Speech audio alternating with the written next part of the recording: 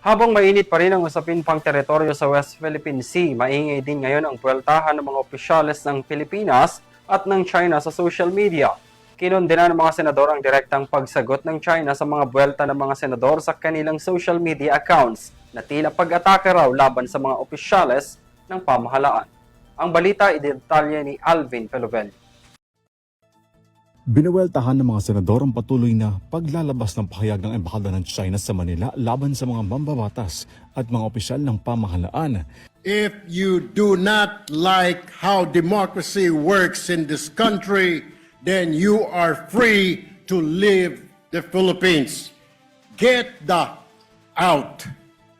Pero pwede ba nating maging kakampi ang China kung ipagpapatuloy niya ang pinaggagawan niya sa ating karagatan, sa internet, at laban na sa mga opisyal ng ating gobyerno?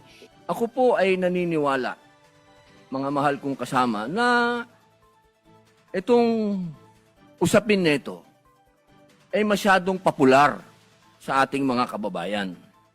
At ang magsalita ka ng patungkol sa pagsasaayos ng singalot na ito ay hindi pabor sa sino man na magsasalita nang gusto mong magkaroon ng kapayapaan. Sa pamamagitan din ng Senate Resolution No. 256 na inadapt ng Senado, 15 mga senador ang lumagda para magpahayag ng pagkondena sa mga ginagawang pag-atake ng Embahada ng China sa Manila laban sa mga opisyal ng pamahalaan. Sa liham na ipinadala ni Foreign Affairs Secretary Maria Teresa Lazaro kay Senate Deputy Majority Leader Riza Hontiveros, sinabi ng kalihim na kaisa ng mga mambabatas ang pamahalaan sa pagprotekta sa soberanya at karapatan ng Pilipinas sa West Philippine Sea.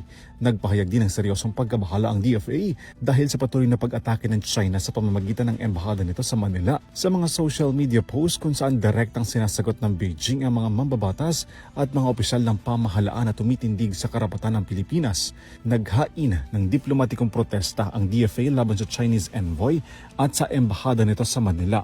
At ipinatawag din ng Beijing ang Philippine envoy dahil naman sa tinawag ng China na pag-atake ni PCG spokesperson for the West Philippine Sea Commodore J. Tariala laban sa China. Bagay na sinugundahan pa ng Beijing sa paglalabas nito ng mga naratibong hindi tumutugma sa mga international rules-based order. Una na ring nanindigan si Tariela sa karapatan at jurisdiksyon ng Pilipinas sa West Philippine Sea, kabilang ang anyay paglilihis ng Beijing sa tunay nilang ipinapakita ang pangharas at pagiging agresibo sa loob ng exclusive economic zone ng Manila at laban sa mga barko ng Pilipinas. Para sa EuroTV News, Alvin Pelobelio, sumasaludo sa bawat Pilipino.